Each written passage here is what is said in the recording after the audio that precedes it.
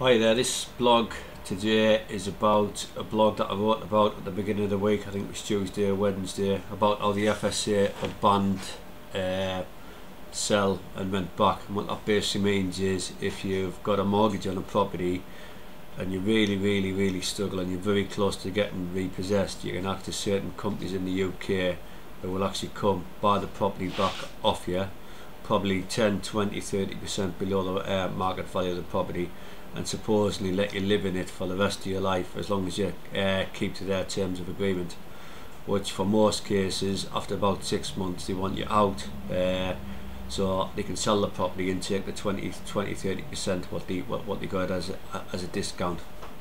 How does it all start? Settlement back. It's only a new industry, about 4 or 5 years it's been regulated by the FSA. They've realised straight away that it's dishonest. There's a lot of fraud going on. People aren't getting treated fairly. People are getting ripped off, and they're picking on people who are very financially vulnerable. It would have started. A lot of people think it started from council estates 10-15 years ago, where these brokers would come along and say, guess what, you can buy your council house and you can have a 30 grand discount. Then there was no caps. The people would proceed buy the council house, expecting to get 10 grand cash back, and these companies would probably give them 2 grand cash back and say it's all been net up with fees. Maybe six months later they'd phone up, guess what, we never got you 10 grand cash back, but we can get you a secured loan now, you know. So the people would say, right, let's give us a quote. So they'd come out, sell them a secured loan, probably put £5,000 worth of PPI onto the secured loan, and then the people from being having a property with quite a bit of equity in it, they're sort of at the 60-70% mark, and they've actually found now that they've actually got the mortgage plus the secured loan, they are now struggling to meet their monthly payments. So the next thing the company would do, it changed from a right to buy company, from a secured loan company, and it would turn over to a sell and rent back company. Bear in mind, all these deals they've done over the last few years, they know exactly what clients have got what and how much equity is in that specific property.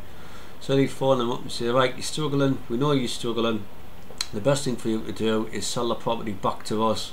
You can live in it as long as you can, obviously as long as you maintain your terms of agreement, i.e. you pay your rent on time and you don't have so many people in the house, etc. We'll buy it at a fraction of the cost of what it's worth, but you at least you stay in your house and you don't need to get repossessed and have to go back to the council. How does that sound? That's better than getting repossessed. So a lot of them would go for it and say, right, we'll sell it back to you.